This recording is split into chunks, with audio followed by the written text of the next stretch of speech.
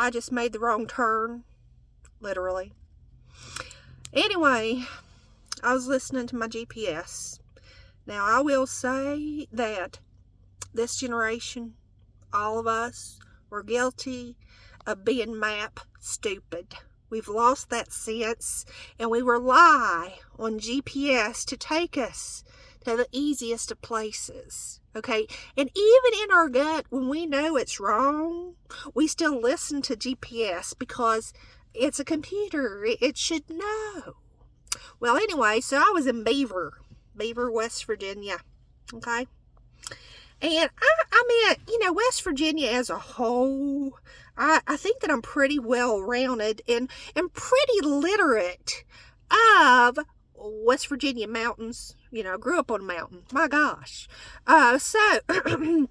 Anyway, so I just, popped in the address, and here we go. So I'm leaving Beaver. And, there's this place, and they were calling it Boomeister. And I was like, well, that's pretty daggone cool. My son's last name is Boo Bash. Okay, so I'm like, Boomeister. Now, I never thought of this before. I might start calling him Boomeister. You have nicknames for your kids. You got nicknames for your cats. Like, you might have, like, this long name. Like, my one of my cats, his name is, Salem Midnight Boo. Do we always call him, Salem Midnight Boo? No, we do not. I mean, heck, my son calls him Banks. It's like, where in the heck did you get that? So anyway, okay, so I'm like, Boomeister, okay, that's really cute. I might call my kid that for now and be like, hey, Boomeister. So I'm going towards Boomeister, but then I see the sign, and it's not Boomeister, it's Burmeister, and I'm like, what? Okay, well, that should have been my sign. That should have, like, literally been my sign. Like, when GPS is even getting the street names wrong, there might be an issue. But I keep on going. I gotta trust. I have my faith, my false faith in GPS. And I kept on going. And I saw one of them big white satellite dishes that my daddy had back in the 1980s when I was a little kid. And it's very seldom that I see one of those.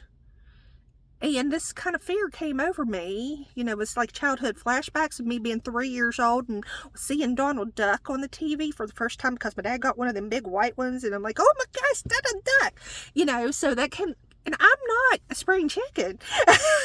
It's like, who in the heck has one of these contraptions after 40 years? I've seen like one in like Nicholas County, maybe Clay County, one.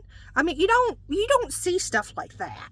So a little bit of fear came over me. And then like I'm driving and the road becomes one. There's not lanes anymore. It's one.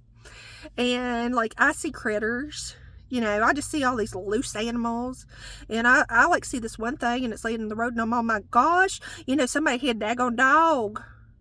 And so I'm like, do I need to move it out of the way? I'm that type of person. I will. I'll put something on my hands. I'm gonna move your little carcass out of the way.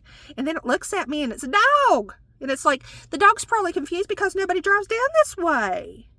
I meant, I started questioning. I was like, I'm a native of this land. I can speak the language.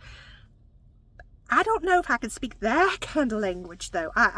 There was a fear within me that, I don't know. I started hearing like banjos in my mind, and, I didn't know if I was going to make it out, frankly. I just kept praying that I'd see like a stop sign or some kind of stoplight, and it did not take me my intended route.